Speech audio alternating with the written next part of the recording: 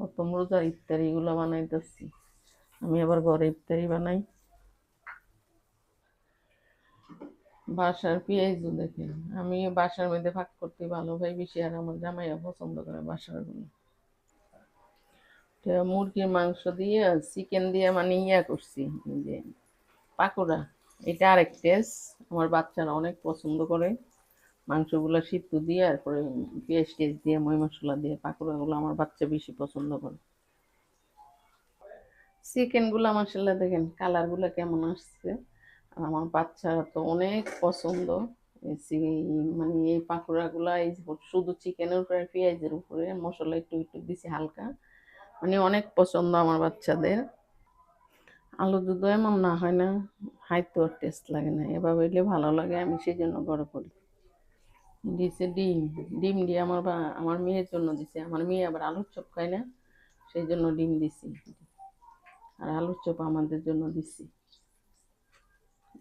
আমার এইগুলো ডিম দিয়ে চুবাই করছি, আর ওইটা আলুর চপ। এগুলো হচ্ছে ডিমগুলো, এই ডিমগুলো আমার মাইয়া খাইব, বুঝছেন।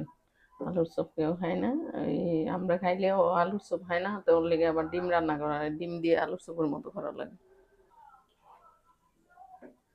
এগুলো হচ্ছে বেগুনি, আমরা আবার মোটা মোটা করে বেগুনিগুলো ভাজি, বেগুন বেশি দিয়া দিয়ে ভালো হয় বেশি। আর আমার জামাই আমরা মানে এমনিও আমার বাচ্চারা খুব পছন্দ করে এই যে মোটা মোটা শুধু বেগুনি, উপরে হালকা একটু বেসন দিচ্ছি, এদিকে আমার ভালো লাগে। দোকানে গুলো তো মানে কোনো রকমে দিয়ে দেয়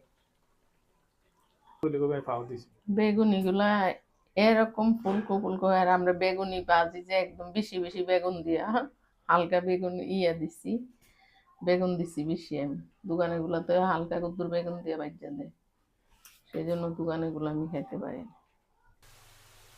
কার বাসা কি করে জানি না, আমি যতটুকু পারছি আজকে আমি ইফতারি বানাইছি। আপনারা কে কি বানাইছেন, কে কি করছেন, আমার যতগুলো ফ্রেন্ড ফলোয়ার আছে সবাই বেশি বেশি ভিডিওটা শেয়ার দিয়ে আর কমেন্ট করবেন। কে আর বাসায় কি করছেন, কি রান্না করছেন, কি ইফতারি করছেন, আমার যতগুলো কলিজার ভাই বোন আছে এগুলো বানাইছি।